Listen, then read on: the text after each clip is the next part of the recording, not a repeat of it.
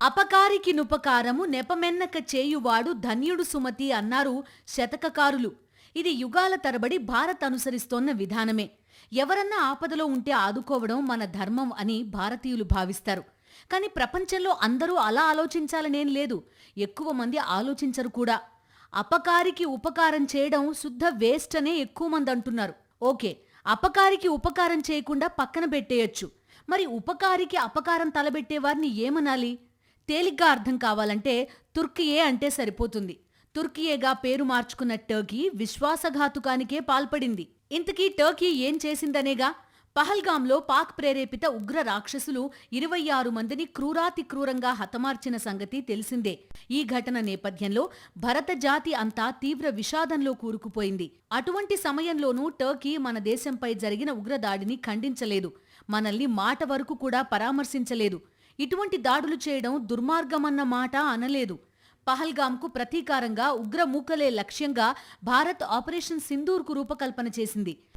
పాకిస్తాన్తో పాటు పాక్ ఆక్రమిత కశ్మీర్లోని 9 ఉగ్ర స్థావరాలను నామరూపాలు లేకుండా ఛిద్రం చేసింది ఇండియన్ ఆర్మీ. దీనికి ప్రతీకారంగా పాకిస్తాన్ సైన్యం డ్రోన్లు, రాకెట్లు, క్షిపణులతో భారత్పై దాడులకు తెగబడింది. అయితే పాక్ ఆర్మీ ప్రయోగించిన ఆయుధాల్లో ఒక్కటంటే ఒక్కటి కూడా భారత భూభాగంలో తమ లక్ష్యాన్ని చేరలేకపోయాయి.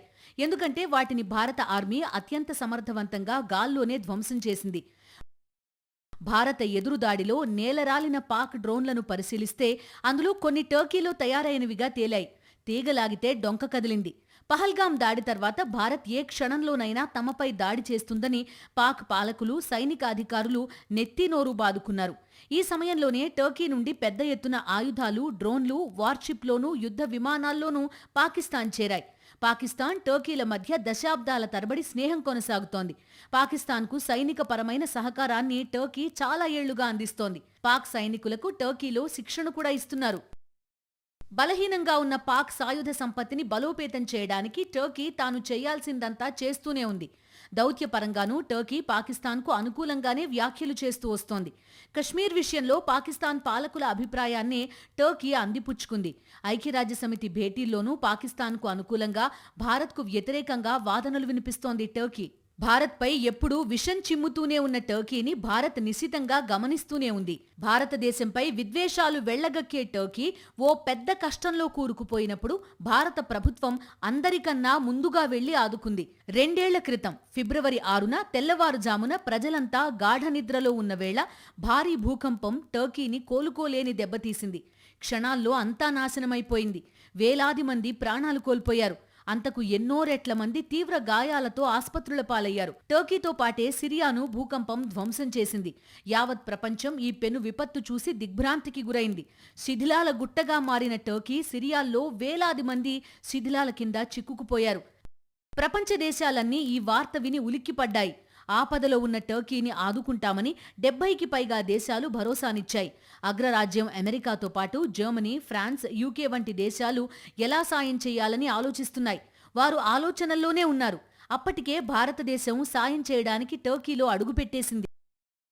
టర్కీ భూకంపం గురించిన వార్త ప్రపంచమంతా వైరల్ అయిన క్షణాల్లోనే భారత ప్రధాని నరేంద్ర మోదీ టర్కీ, సిరియాలకు సహాయక సామగ్రితో పాటు సహాయక చర్యలు చేపట్టేందుకు ఎన్డీఆర్ఎఫ్ బృందాలను ఆగమేఘాల మీద టర్కీ పంపాలని ఆదేశించారు. ఆయన చెప్పడమే తరువాయి భారత సైన్యం మెరికల్లాంటి కుర్రాళ్లతో కూడిన ఎన్డీఆర్ఎఫ్ బృందాలను ఆర్మీ యుద్ధ విమానం C-17లో పంపారు. 108 టన్నుల సహాయ సామగ్రితో పాటు డాగ్ స్క్వాడ్స్, పెద్ద మొత్తంలో ప్రాణాధార ఔషధాలు, వైద్య పరికరాలను టర్కీ తరలించింది భారత్. పెను విపత్తులో శిథిలాల కింద చిక్కుకుపోయిన వారిని వెలికి తీస్తే వారిలో చాలా మంది గాయాలతో బాధపడుతూ ఉంటారు. అందుకే సహాయ సామగ్రితో పాటు సహాయక చర్యలు చేపట్టే చోటే ఓ ఫీల్డ్ హాస్పిటల్ ఏర్పాటు చేసేందుకు అవసరమైన పరికరాలను తీసుకెళ్లింది భారత్. 30 పడకల ఆస్పత్రి ఏర్పాటు చేశారు. ప్రత్యేక వైద్య బృందాలు తరలి వెళ్లాయి.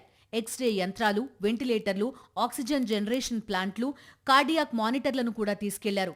టర్కీకే కాదు, సిరియాకు కొన్ని బృందాలను, కొంత సామగ్రిని పంపించారు.